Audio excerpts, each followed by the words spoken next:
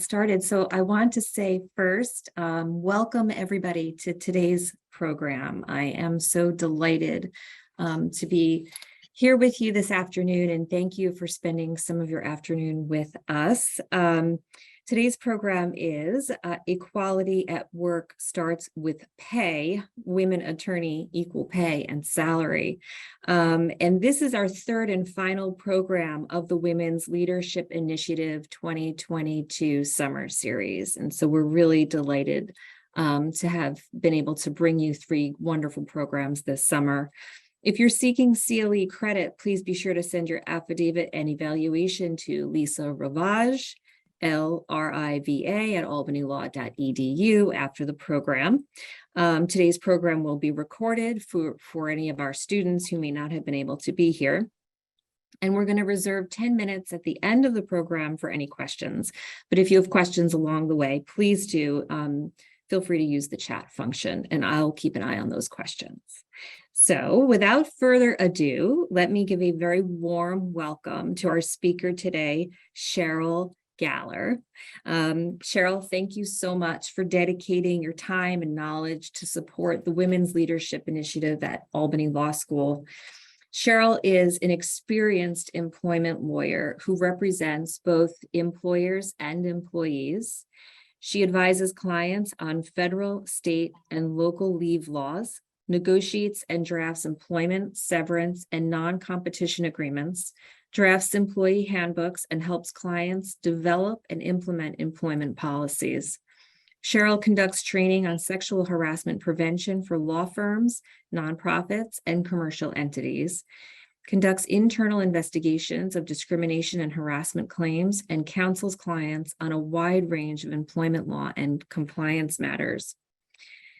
Sheryl is chair of the New York State Bar Association Women in Law section and chair-elect of the New York State Bar Association Labor and Employment Law section. She also has many publications that I will not read off each one, but you can find them on Sheryl's website. Earlier in her career, Sheryl handled the litigation, arbitration, and mediation of commercial and employment law disputes for domestic and international clients of prominent New York law firms. She is admitted to the bar in New York State and the Southern and Eastern districts of the U.S. District Court. Sheryl is a 1993 graduate of the Columbia University School of Law, where she was a Harlan Fiske Stone Scholar, and she received her BA from Columbia University, graduating summa cum laude. Welcome, Sheryl. And before I turn the mic over to you, let me just mention the upcoming programs that are sponsored by the New York State Bar Association for any of our students who might be interested, or anyone else. There are a few programs coming up. The Young Lawyers section in-person Hub Night will be on August 17th in New York City, and the Women in Law section virtual book club meeting will be September 15th from 6 to 7. And there are a few others as well that everyone can find right on the New York State Bar Association website. And if you have any questions, please feel free to reach out to me or Sheryl or Michaela Hand at NISBA. Thank you, Sheryl. Thank you so much, Dean. Thank you for that warm welcome. Thank you for the shout out to the New York State Bar Association Women in Law section and Labor and Employment Law section. So we certainly hope all of you will look into it and join us for some of our events. And thank you all for being here today. We really appreciate it. It's great that you're spending some of your August here with us on this hour webinar here that we're going to have today. So thank you so much. So today we're going to talk about equality at work. Starts with pay, women attorneys, equal pay, and salary. And our three main topics are going to be talking about the facts and figures of the equal pay problems, which is the gender wage gap. We're going to talk about federal and state, and that is New York State anti-discrimination laws and equal pay laws. And we're going to talk about strategies for salary negotiations. So we're going to talk about all three topics and how they interact with each other, with a particular focus on women attorneys and what we need to be doing to improve the situation and combat the pay inequity that is going on. So remember, this is all not legal advice. This is just general information for you. Any specific situations or specific cases, you should talk to somebody, an attorney or your dean or somebody who can help you with specific advice. This is all just general information. So we're going to start with the numbers. We're going to start with some of the facts and figures. There are some really great websites out there. The Federal Department of Labor has a Women's Bureau, and the Women's Bureau tracks these things of pay inequity and salaries and wages and what's going on. The Census Bureau tracks it, the EEOC tracks it. There are several different places. I've pulled up some of the charts from the DOL, Federal DOL's Women's Bureau, because they are particularly focused on wage inequity. And you can see on their cover page, they've got, nice page there talking about how women need equal pay now and some of the things that we need in order to get equal pay, including a national paid leave, and other issues there that are sort of the, child and elder care and different things that are on the bottom listed, but they're really focused on this. There is, of course, a limitation to the materials that the Women's Bureau puts together, and that is that the government looks at very limited categories. And so you'll see they look at gender only binary, women and men, those are 2 categories. They look at race and ethnicity only in about, I think it's 4, maybe 5 categories. So it's a very limited way of looking at things. I think a lot of categories fall into other, but it's still useful information because it gives us sort of national statistics. And as the EEOC reported, they just came out with a report recently that said their data collection every year of the salary and wage information is really important for them to be able to identify where there's a problem, where there is pay inequity, where people are not following the laws, and combat that. So this information really is useful for the legal struggle that's going ahead. So let's look at some of the data that is pulled together by the Women's Bureau of the U.S. Department of Labor. So this one here, you can see the screen. So these are the median annual income, annual earnings across the United States in total, not divided into any particular area of the country or any particular occupation. So really across the way. And based on their numbers, so the dark gray boxes or circles for men, the orange are for women. And in almost every category, all the categories, the median income for men exceeds the median income for women. And if you look at the ratio, you can see that women of these different categories are earning between 78 cents and 87 cents on the dollar compared to men. Okay, pay inequity. These are basically trying to do apples to apples comparisons within the same occupations, within the same race and ethnicity groups. And if you cross over and look at different race and ethnicity groups, the gaps are even wider. So I don't know if you're familiar with this, but there is something called Equal Pay Day, which is between March and April every year. And it's basically the day that's identified as how long it takes a woman to earn as much as a man does in 1 year. So if a man is earning 100% of that wage, the median between January and December, and the woman's only earning 83 cents as the median on the dollar, then it takes another quarter of a year before she's earned the same salary that the man earned in that 1 year. And so the day changes depending on what the actual statistics are, but it's usually May or April of the following year. And there are actually, that's the median for everybody, but again, if you look at specific categories, then Equal Pay Day gets further and further into the year. So going from March 15th to May 3rd, to September, all the way to December. So this is certainly a pay inequity, it's a problem. And this website acknowledges that they just don't have information about every category, right? So the LGBTQIA+, they just don't know what that would be because we just don't have the data on that. Hopefully that information will be collected. Hopefully they'll increase the information that they collect as they go through this process. So we'd like to think that as lawyers, we're immune from all this, but unfortunately we are not. So this again is from the Federal DOL Women's Bureau. So the first thing it tells you, if you want to break it down by occupation, is how many people are lawyers in the country, how many have the occupation of lawyers, and between that, how many are men and how many are women. And so you can see that the line is drawn here. So of all the lawyers in the country, or people who have the occupation of being lawyers, 37.5% are women.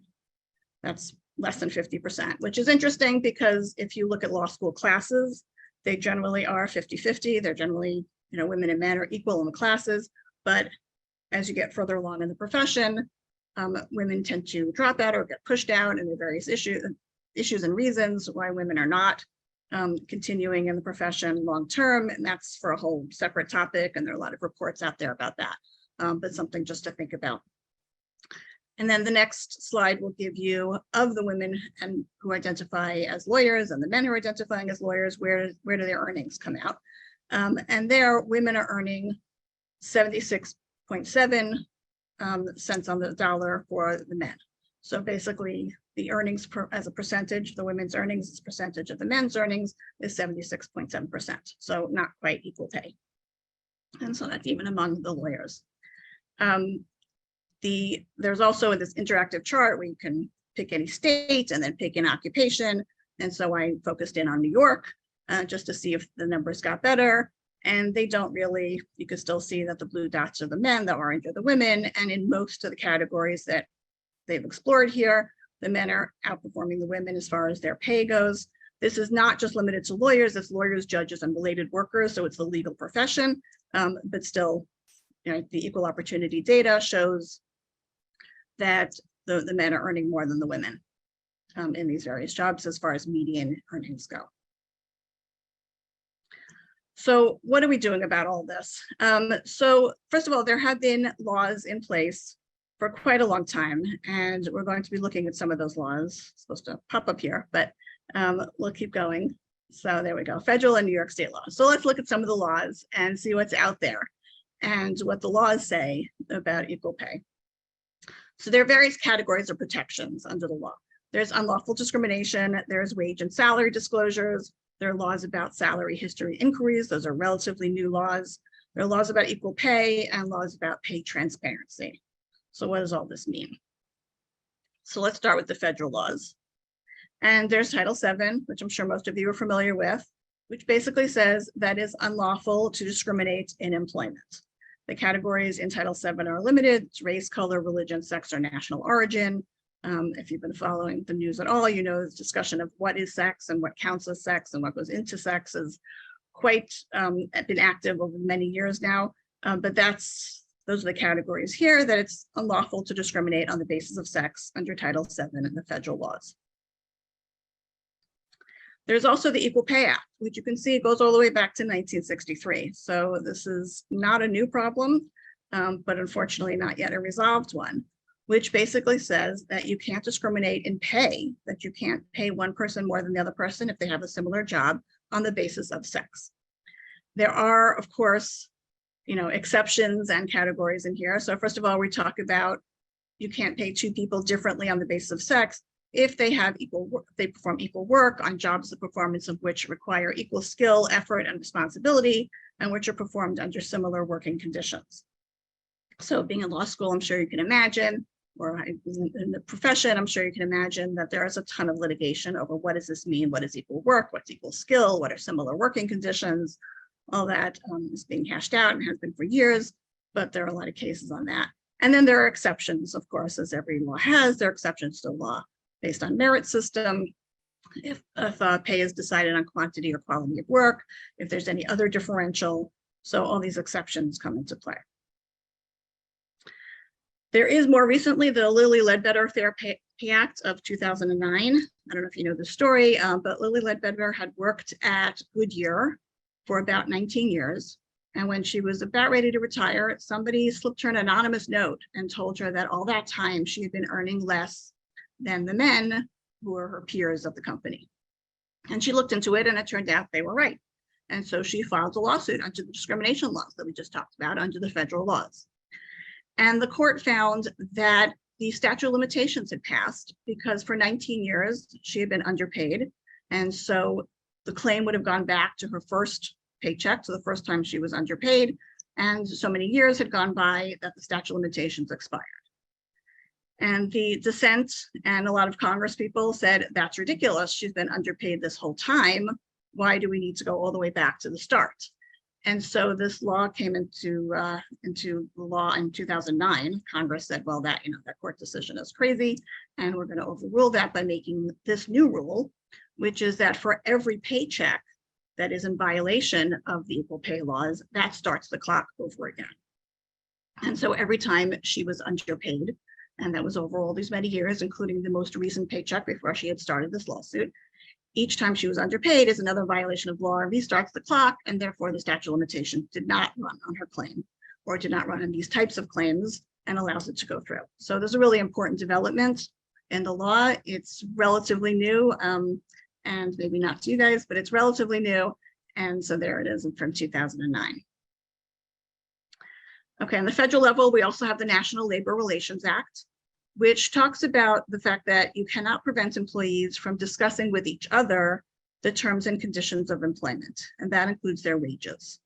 So this is what the law refers to as the Pay Transparency Act, that basically employees can talk to each other. So an employer cannot have a rule that says employees can't discuss with each other their wages or can't disclose to each other what they're being paid. The federal law says they're allowed to do that. There can be restrictions on when and where, right? They can't just everyone decide to stop working, go take a break and sit down and talk about their pay. People have to do their jobs, but you can't prevent them from talking about the terms and conditions of employment if the goal is to improve the terms and conditions of their employment. I've also, for everyone here, just included in your slides some of the definitions of what employer means, because depending on which law you're looking at, the word employer could have different meanings. For many of the federal laws, employers are only employers with 15 or more employees. For equal pay and the Equal Pay Act, it's all not at the 15-person level. So just something to consider. I'm not going to go into the details there, but you have it in your slides. So let's look a little bit at the math to see what's going on. So we know, we just looked at the fact that there's the Federal Equal Pay Act, the federal law. It also turns out that almost all the states except one have their own state laws on equal pay. And in a couple of minutes, we'll look at the New York law. It also turns out that on the pay transparency law, that is the law that says that employees can talk to each other about their salaries and about the terms and conditions of their employments. Some, really this was much fewer, some of the states have their own state laws on that as well. But generally, see, the light blue states are the ones that do, the dark blue states are the ones that don't. So it's state by state whether there's a state level protection for pay transparency. All right, so now let's take some time to look at the New York state laws. For the New York state laws, what I did is I put them in order of basically the process that would happen for someone who is looking at a job posting, applying for a job, interviewing, getting a job, sort of the chronological order of how things would happen, because that sort of made sense to do it that way and sort of take a look at what the different restrictions and rules are along the way. So we'll start with a job posting, right? So if an employer in New York posts a job, and this is under the New York State Human Rights Law, an employer posts a job, the job cannot have in it anything that is discriminatory. You cannot post a job that says, you know, women only should apply, or men only should apply, or any other of the protected categories. The application for a job also cannot have anything in it that's discriminatory, that requires people to fall into one or another of the protected categories. And here for the state's New York human rights law, the categories that are listed is a much longer list than we saw in the federal, including age, race, and all that, sex, and also very expressly sexual orientation, gender identity, and expression. So all that is in the New York state law as far as job postings and job applications. There is a law that is sort of in the works right now, let's put it that way.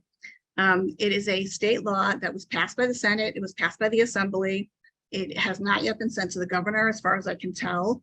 I think she would sign it, but I think there's definitely a pushback by the business community. And so let's talk about the law, and then we can talk about that for a minute. But basically, the law would require all employers, and in New York, for the sake of this law, employers are employers with 4 or more employees, to disclose in their job postings what the range of salary or range of wages would be for that job. So when you post a job, you say, this job will pay between $60,000 and $80,000, or this job will pay somewhere between $15 and $20 an hour. Or you can also give the specific, this job will pay $17.50 an hour. But either the range or a specific amount has to be in the job posting, along with a job description. So this would be the New York state law that would apply all over. There is a law very similar to this one that I believe was passed in Ithaca, and I think it goes into an effect in September. There was also a similar law passed in New York City that was supposed to go into effect in May, but the business community is very unhappy with this. And so they had some negotiations and some changes that they made to the law, and now it's supposed to go into effect in November. If the statewide law gets signed by the governor, I think it goes into effect, I think it is 270 days after signing, which would be 9 months, which would push it off well into next year. So it's not clear what would happen to the city level laws if the state law goes into effect. That'll all have to be worked out, but it's just something to keep your eye on because this requires paid disclosure. I'm going to talk about the reason for this law in a second, as soon as we talk about salary history inquiries, because this is something that is on the state level. It was on the city level. Now it's on the state level. This law has been around for a little bit of time, which is that once you get past the job posting stage and the application stage and you get called in for an interview, the employer is not allowed to ask you your current pay, your current wages, your current compensation, your current salary. If you want to disclose that information, you can, but the employer is not allowed to ask that as part of the interview process. And the reason here is exactly because of all the pay inequity and the gender wage gap that we were talking about before. Because imagine that, let's say an employer has a job and they have in their head, they're going to pay, let's say $60,000 for this job. And a man comes into your interview and he's earning at his current job $55,000 and he's qualified for this new job. And the employer says, great, we're going to offer you $60,000, which is what they intended to pay. And that's a raise. And the guy takes the job because it's the raise from $55,000 to $60,000. And then a woman comes in to interview for a very similar job. And she discloses in the interview, because she's asked before this law went into effect, that she's earning $45,000. And the employer thinks, well, okay, I can also offer this person a $5,000 raise. They'll take the job because they're getting the raise. They're qualified for the job. Everything's great. And I've just saved myself $10,000. And so now the pay inequity, right, the gender gap that existed before this new job has now continued into this new job and likely will continue going forward in that company or in the next job. And so this salary inquiry ban is to put a stop to that. Say you can't ask that. And so once the offer is made, the offer will be made at $60,000 or whatever it is that the employer wants to pay without knowing that someone was earning a lot less. The same concept is behind the idea of the job posting, which is that the employer will have to reveal upfront in the posting, this is where the job range is going to be, this is what the job is going to pay, so that there isn't this issue of underpaying somebody just because they weren't earning as much before. There is the exception here, which is, again, as we mentioned, somebody in an interview can disclose if they want to. And once an offer is made and the salary negotiations start, the employer is allowed to check with the current employer to see if the employee or the candidate really is earning now what they say they're earning. But this is after the offer is made. There's also a lot in here about discrimination. You can't discriminate against someone for not answering that question. You can't discriminate against someone for based on what they're earning. So there are protections in here. And this is the law in New York State. Okay, so you get past the interview, someone gets a job. And then, of course, there is, again, the New York State Human Rights Law, which protects anybody from hiring, firing, in terms of conditions of their employment, protects them against discrimination on the basis of all the protected categories in New York, which again include expressly sex, sexual orientation, gender identity or expression, and all the different protected categories that are listed here that are protected in New York when someone has a job. So they can't be hired or discriminated against in their hiring, the firing, or terms of conditions of employment for any of these reasons. As we mentioned before, New York State has its own equal pay law, and so here it is. It's not limited to gender. It's basically any one or more of the protected classes. There is, again, of course, language, equal work, equal skill, equal effort, equal responsibility, similar working conditions. What does all that mean? Lots of lawsuits, lots of, stuff going on about that, figuring all that out. But there is basically the rate of pay, the equal pay law in New York State. And there are the exceptions we talked about before, again, on the state level, just like on the federal level. And as we mentioned from that, the blue map that we were looking at before, New York State has its own pay transparency law, which is the law that says that an employer cannot prevent employees from talking about their wages and disclosing their wages to each other and telling each other what they're earning. There are a couple of exceptions. Here it expressly says that an employer can have limits on where and when employees have this conversation. And there are also rules about protecting confidential information. So just because someone's in HR and they have access to everyone's salary information doesn't mean they can go about talking about it without the permission of the employees that they're talking about. So it's back here, like the limitations that an employer can put into place is prohibiting anyone from discussing or disclosing the wages of another employee without that employee's prior permission. I've given you here again some of the definitions in the laws and where they apply. Interestingly, some of the laws do apply to the state and municipal governments, some don't. So it depends what the definition of employer as employee is. So it's all there. And there are a bunch of different laws. So we've got a few slides there with definitions. All right, so here are some of the resources where I got the information from on all these slides. And again, they're on the Federal Department of Labor Women's Bureau. There are these nice interactive charts that are just fun to play with and see what's going on. So you've got the DOL, the WB is the Women's Bureau. They've got the pay protection charts, the data that they've got collected, the census, those charts. AAUW is the one that had the information about equal pay day, but that's also available through the Census Bureau. And there's usually a government pronouncement from the White House each year when it comes about.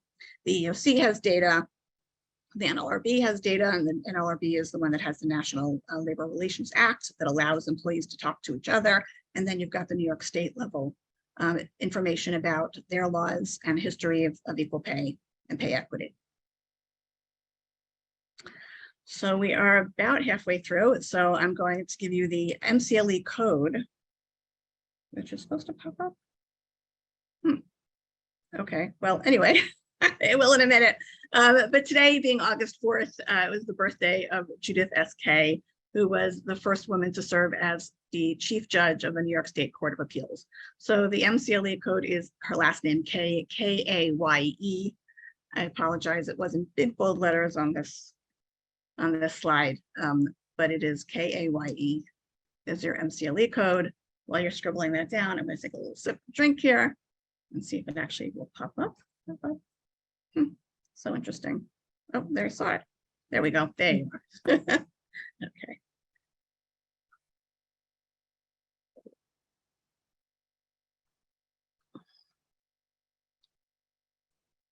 All right. Sheryl, before you get to the next portion of your presentation, there is one question that came into the chat. I wonder if I should just ask it now, or do you want me to why wait? not? No, Okay. Go ahead. Okay, so there's a question about whether closed compensation law firms are legal per the New York State pay transparency laws. That is an interesting question. I don't know off the top of my head. I could look into it and get back to the questionnaire, but it's interesting. There are, the New York State rule about disclosing has not yet gone into effect, so that might help that answer, but I'm not quite sure. Interesting. Thanks. Okay. No problem. All right, so let's move on to talk about negotiations. Again, the information we're going to be talking about when we talk about negotiations is really very general information, right? I'm going to give you some practical advice. I'll give you some strategies to consider. I'm going to give you some things to think about. But each situation and each negotiation is really different. And there are a lot of really great materials out there on thinking about negotiations, thinking about how to handle negotiations, thinking about how to handle the ask. And whether or not you're facing a job where you do have the opportunity to negotiate or to ask for anything, it's always a really great skill to learn. I recognize that for some people coming straight out of law school, if you're going to a large firm, there may be, the pay scale may be set. All the first years are earning the same amount. There's no room for negotiations. If you're going to a government job, there may be certain pay grades that are set, and so there's no room for negotiation. But the general skill of being able to negotiate, being able to ask, and being able to do, follow through on what you're seeking is just a really important skill to develop, because we're not only talking about pay, right? If you want to be on a deal, or if you want to run the deal, or if you want to be second chair or first chair on a trial, or really anything you're going to want in your career, it's a good skill to learn, is to be able to make the ask, right? Is to be able to get yourself the seat at the table. So we're going to talk about generally, different concepts in negotiation. Okay, there we go. All right, so number one is be confident. And I realize this is not something I can just order you to do, or something you could just snap your fingers and boom, you're confident. That's not how the way this works. Some people are more, some people are less. And certainly when it comes to the ask, when it comes to asking for something you want, negotiating for yourself, right? Making requests or demands for yourself, that's a really difficult thing to do. And we all know that, and we recognize that. It's a skill to learn, but it is a really difficult thing. And you won't be surprised to hear this. Surveys show that most people don't negotiate their salaries or their pay compensation, and that among those who do, it is less likely that women will negotiate for themselves than men. So this is something that we want to talk about, because we want to break through that. We want to stop that. We want to, bring up everybody's skill level and everyone's confidence in themselves, so that they do feel comfortable negotiating for themselves and they do take that risk. So what are some of the things to think about when you're building up your confidence? Well, one is, what are we afraid of, right? We're sort of afraid of the unknown. If we make this ask, what's going to happen? And you can really break that down into two things. What's going to happen? Well, either you get what you're asking for, which is great and really nothing to be afraid of there, or they'll say no and you won't get what you're asking for. And while that seems scary, when you think about it, okay, fine. So they said no. You're not any worse off than you were before. You've got whatever it is that the pay was offered, for example. You've gone through the process of making the ask, which is a good exercise to begin with. And hearing no and being able to bounce back from it and pursue things anyway is a level of resilience and something that you help learn. So if you sort of think about it in a positive way, as opposed to it being the end of the story, but being just another exercise, just another way to learn, then it sort of takes the fear out of it and gets you there. So I know, again, this is not something just snap your fingers and do, but it's sort of a mental exercise to go to think about it in that way. Another way to sort of help yourself is to, I'm going to call it, have an out-of-body experience, right? Which is to think of yourself as if you were your client. If your client came to you with an employment agreement, a settlement offer, a deal, you wouldn't just say, oh, okay, great, sign, right? No, you would sit down and with them and discuss, is this the best offer? Is this the best deal? Is there somewhere to negotiate? Is there something better you can do? And as that person's attorney, you may be the one who picks up the phone and negotiates for them. And so if you think of yourself that way and say, well, okay, why would I do something for my clients? Why shouldn't I treat myself just as well? Then negotiating for yourself, and think about it as if you're another person, right? And take that step and do that negotiation and make that ask, make that effort on behalf of yourself, just as you would for someone else. So again, these are sort of like mental tricks, or sort of ways to build up your confidence and get you past the mental blocks that help people to go ahead and make the ask. So the next thing to think about as you're going through the process is to be strategic. And when I'm talking about strategy here, I'm really talking about timing, right? So when is the right time to make the ask, to ask for a better salary, to ask for a better pay package, to ask for whatever it is you want? So if you're in the process of getting a new job, then the interview process is generally not the time to do that. First of all, as we talked about, they're not supposed to ask you what you're earning now. So that's, something that maybe won't come up in the conversation. The other piece of it is that it's just not the right timing to start making demands for what you want in your package. Now, there are always exceptions, right? If somebody really, you live in Chicago, you cannot leave Chicago, and you need to know that this job will allow you to stay in Chicago, then there are conversations about the terms and conditions of the job that you may want to have. But going into the interview and saying, well, I need $1 million in a private plane, probably not the time to be having that conversation. Once you get the offer, once the company is interested in you, wants to hire you, once the firm wants you, once there's an offer on the table, that's where your best point of leverage is. That's the place where you have your negotiating leverage, and it's the time to have that conversation. As an employment lawyer, I hear from a lot of people who say to me, well, you know what, I'm just going to take the job. And then a year from now, when I'm doing such a stellar job and everything is working out so great and they love me to pieces, that's when I'm going to ask for more money. And I say, great, you could do that then. I'm sure you're going to do a great job and I'm sure everything's going to work out. And you can definitely ask for more money then. But why not ask for more money now? Because you really don't know what's going to happen in a year from now, 2 years from now. If they love you and everything's working out, great, fantastic. You ask for a raise, fantastic. But right now, when you're being hired and they want you on board, they want you to accept the offer, why not negotiate now? Why not see the best you can do now? And, you know, we just don't know. A year from now, you could have a boss who just hates you no matter how hard you try. Or there could be a recession, or the company cannot do well. There could be a pandemic, right? There's so many things that you don't know are going to happen. So be strategic about it. Do the best you can right now. I have other clients who say to me, well, you know, when it's time for me to leave or when I'm considering leaving, that's when I'm going to tell them, well, I'm leaving. And they're going to love me so much, they're going to throw money at me to stay and everything's going to be fine. You know, don't count on that. Really don't count on that. And I'm not saying don't negotiate when it's time for you to leave if you think you want to stay and there's some way to get a package. Again, that's another time when you could negotiate, but don't make that prevent you from negotiating now, because you don't know what's going to happen then. I've had so many clients who said, oh, you know, I can't believe they terminated me. Everyone in the company loves me. They're all going to be up in arms and marching in the streets and protest about the fact that they fired me. Yeah, that's not going to happen. I'm sorry, but everyone's just going to move on with their lives. Company's not going to fall apart without you. Nobody's protesting in the streets. It's not happening. So don't count on that being your leverage point. It's now. You know, another piece of this I want to talk about a little bit is the questions that could be asked. And I have this a little later on in the discussion also, but I may as well talk about this now, which is the fact that during the interview process, they're not supposed to be asking you, you know, what you're earning now, right? That's not legal in New York law. But they may ask you, what do you want, right? What are your salary requirements? What are you looking for? And that piece of it is something that you may be having that conversation during the interview process. And we'll talk a little bit about how we're going to address that in a second.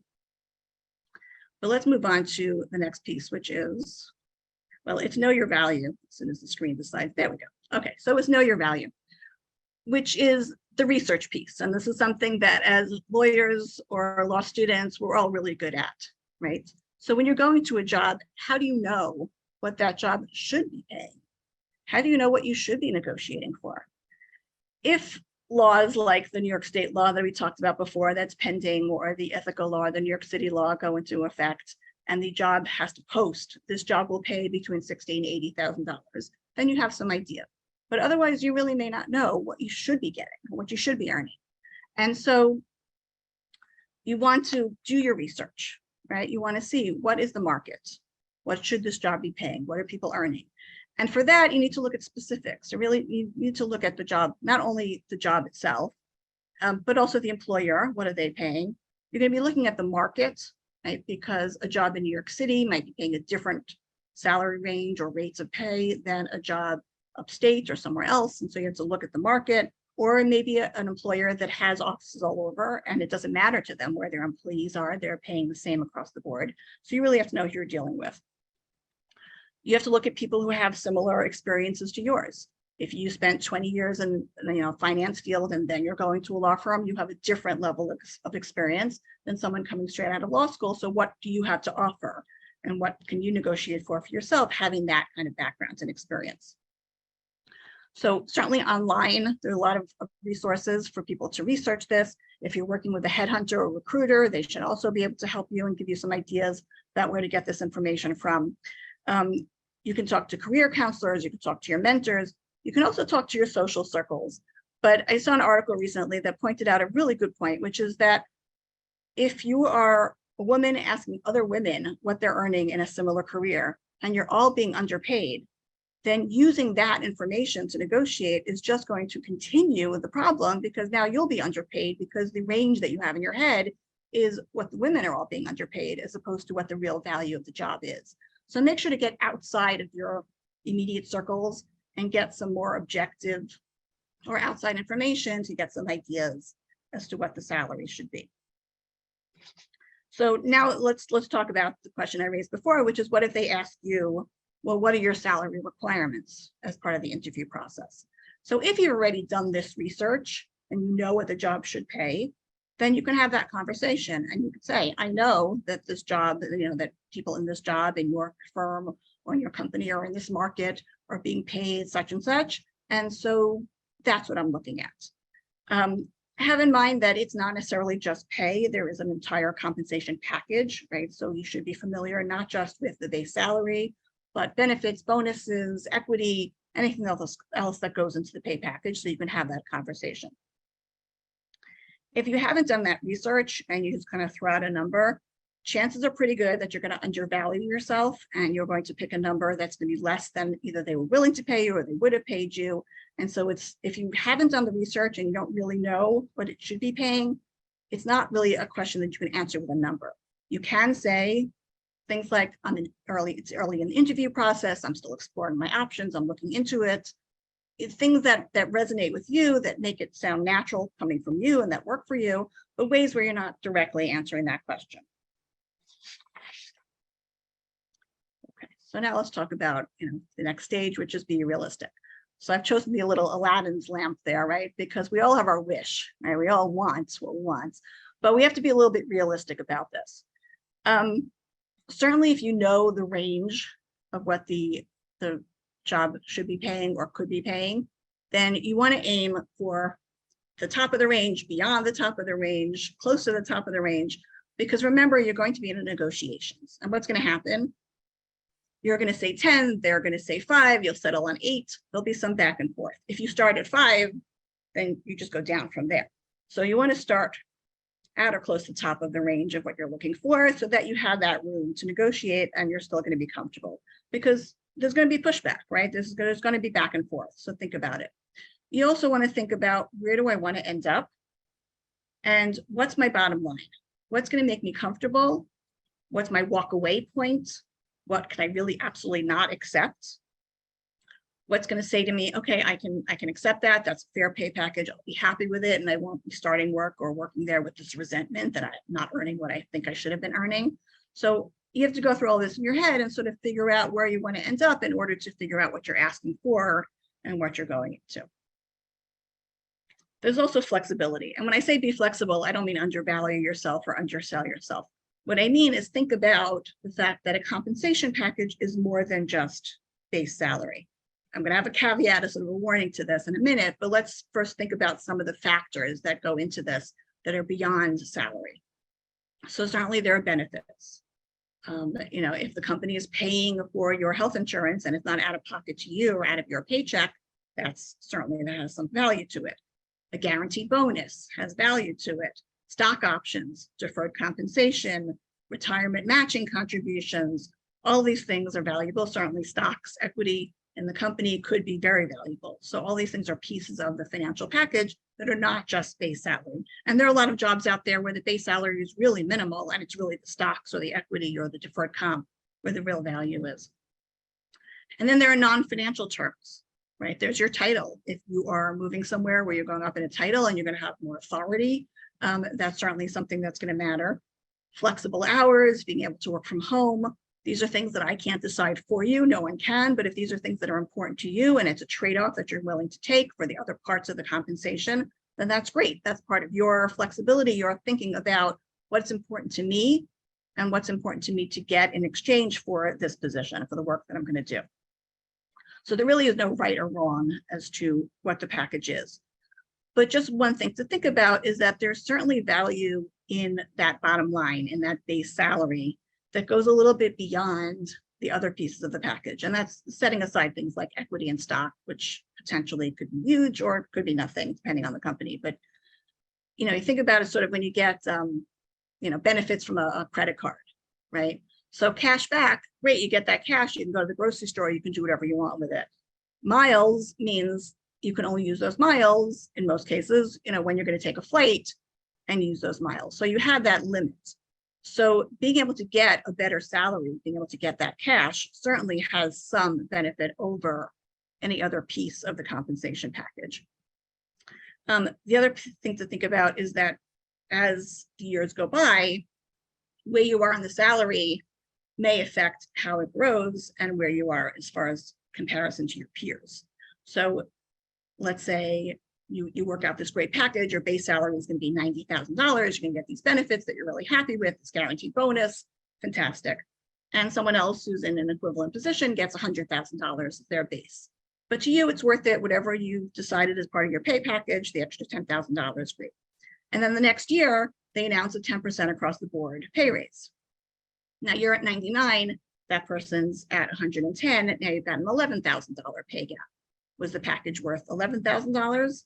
And it'll keep growing from there. And so the gap will keep growing.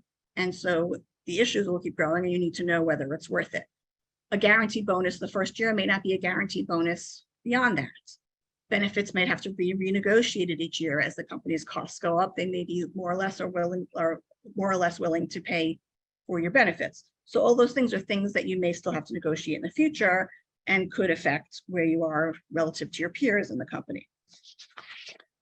Something else to think about is that when it comes to things like deferred compensation, and by that I mean they give you a bonus, let's say of $100,000, but it's put into a plan where for each year you work there, you'll get your $10,000. So it vests over time. Well, if you leave before those 10 years are up, you may be leaving money on the table, right? You may not get everything that was in that package. And it's something to think about as you're negotiating, but it's also something to think about when you negotiate your next job. And that's because when you go to your next job, whatever you're leaving on table in the first job, you're going to want to try to negotiate as part of your package in the next job. But these are all things to think about as you're going along.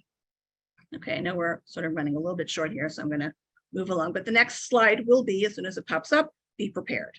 So be prepared is to think about these issues that we've talked about, but it's also to practice your pitch. It's to, practice going into that meeting that you're going to be discussing your negotiations, you're discussing your salary, discussing your package, and prepare and think about it. There it is. Okay. So you can prepare by, sitting with a friend or a colleague or family member and running through mock negotiations. You could do it in the mirror or on Zoom and go through mock negotiations and think about what's going to be the response from the other side, what's going to be the pushback, and think about your different answers. Practice with yourself answering the tough questions that are going to come up. Practice being firm, right? Making your point, making the ask, explaining the reasons, moving it forward, but also being polite.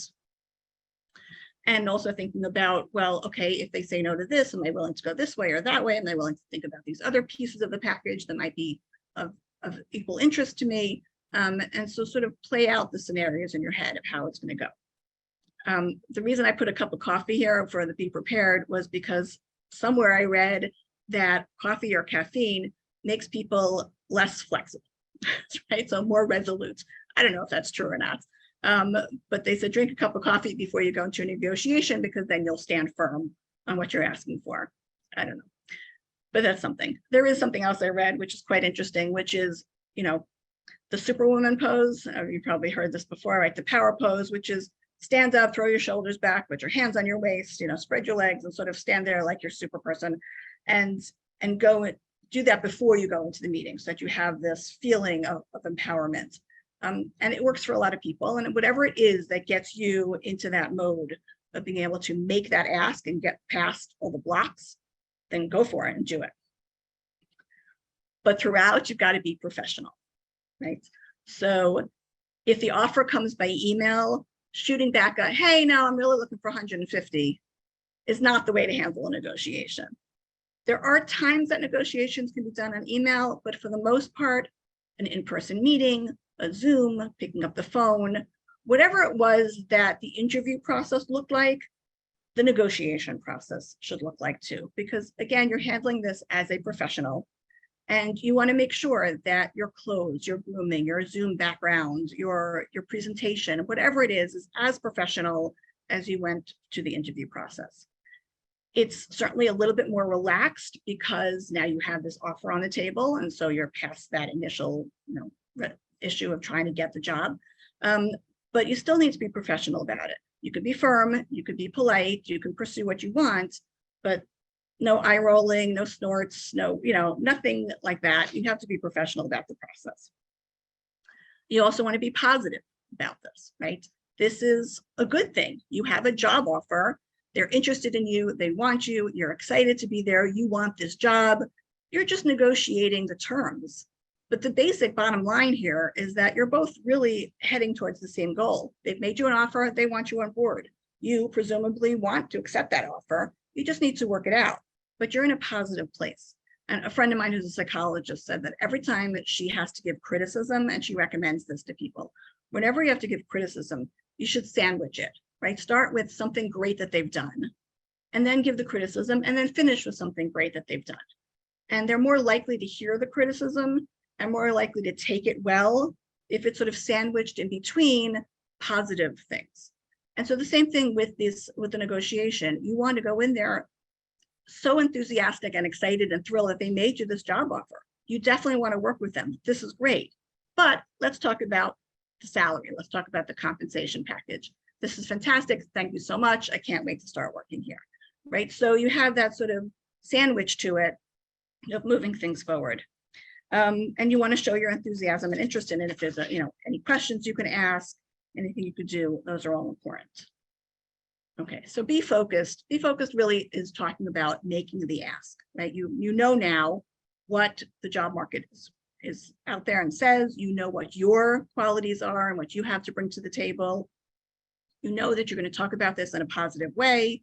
And then you make the actual ask, right? You focus on what you're here for, which is to discuss the terms, to discuss the compensation. I really appreciate your offer. But I've looked at the market, I've looked at my value, I've looked at whatever it is that you've looked at, your factors, and I really would like XYZ.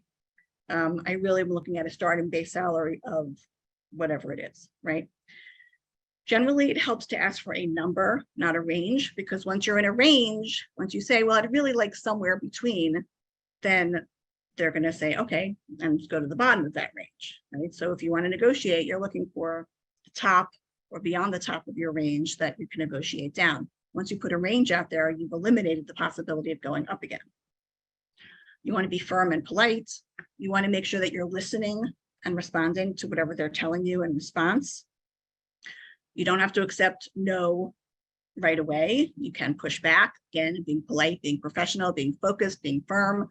You can push back and have that conversation, find that you can ask why not. You can talk about the issues. This is where, if it's appropriate to say, well, if you can't do this, how about that? And talk about the other parts of your package. You should have in your head or on notes in front of you, but not for view of the other person, your list of your priorities, right? Now that you've decided what the different parts of the package are, what are you willing to trade for one of the others that you can focus on those priorities and make sure you get those things and not necessarily the things that are at the bottom of your list.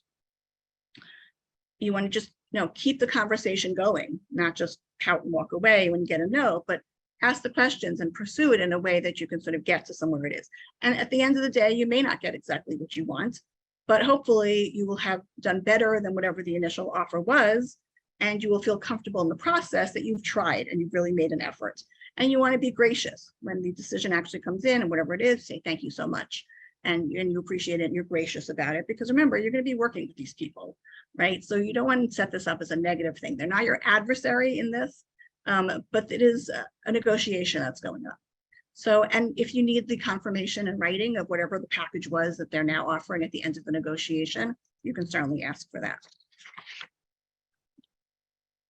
My next slide is be mindful, because what I mean there is that you don't have to accept on the spot. Just like when the initial interview and then the offer, and they make the offer and you have a little time to think about it, you don't have to accept and resolve things on the spot. You can say, thank you so much.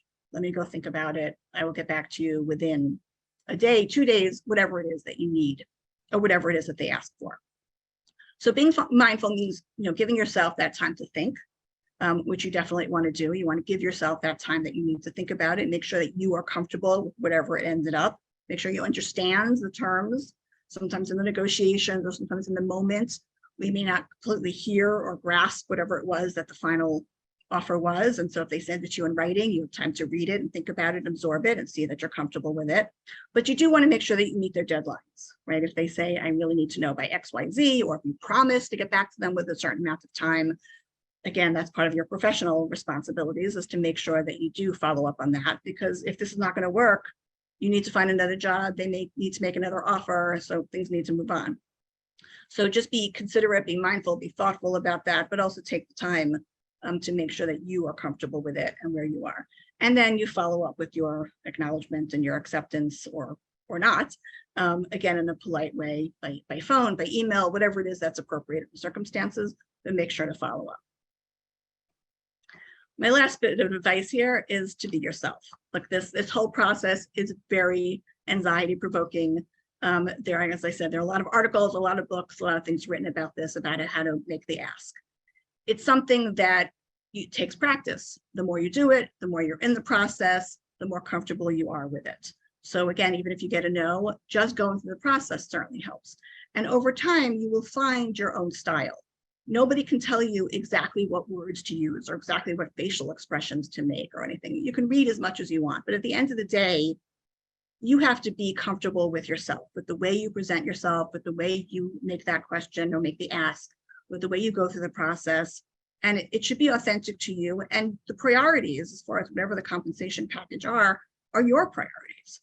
And so all this really is a matter of making sure that you are true to yourself, making sure that you're comfortable with whatever you work out, making sure that you find your own style and way of dealing with these things. And certainly don't be hard on yourself or beat yourself up if you don't get exactly what you were asking for.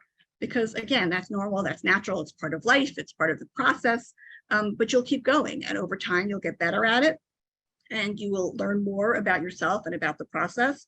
But the very process of making the ask, because again, it's not just salary, but you will have other times in your career, in your life, and other things that are important to make that ask, to make sure you get yourself that seat at the table.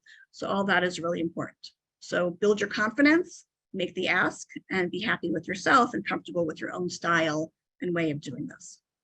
So that is my last slide. I am happy to talk about any issues or questions that we have that comes up. I know we've got a couple of minutes left. So there we are. And I certainly would encourage any of you to join the New York State Bar Association. It's free for law students. We have a lot of wonderful events coming up, especially when the fall comes into play, and there'll be a lot going on. And so take a look, come join us, come get to know people. We have a lot of wonderful sessions coming up. So happy to see you and to invite you. And if you have any questions, of course, reach out to your dean, reach out to me, reach out to Michaela Hands at the bar. So we're happy to talk about all that.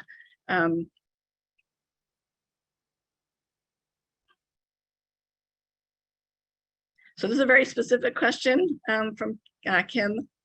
So I'm certainly willing to have the dean, I know will have access to this, and to send it to me. I think that to the extent that you work out some kind of package, this is talking about whether a dependent care flex spending account being funding for that as opposed to a signing bonus. I don't see any reason why that would implicate any equal pay laws, but it's something I would certainly want to think about. It's a very specific, question and issue. But I think on the company's part, they would have to look into whether or not they are offering something like that across the board, right? So if it's some package that they have or some piece of their benefits, they need to be offering it to persons of all genders and all races and all protected categories across, not necessarily the actual numbers of it, but certainly the fact of the benefit, because it could be that someone gets a deal that they've negotiated, let's say for insurance, they're paying my insurance, but not someone else's. And so there are ways that things can be handled, not necessarily violating the equal pay laws.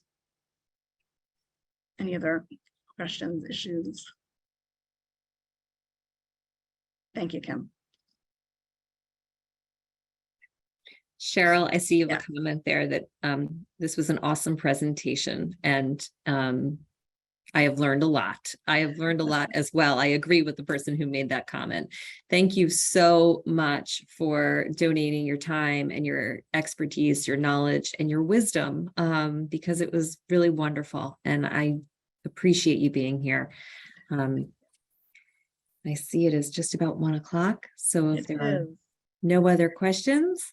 All right, well, I will just thank you all so much for being here, for participating. Thank you to Albany Law School. Thank you, Dean Fitzpatrick, for inviting me. It's always a lot of fun. I really enjoy these programs, and it makes me think about these issues. So thank you all so much. My pleasure. My pleasure. Okay. Have a great day, everybody.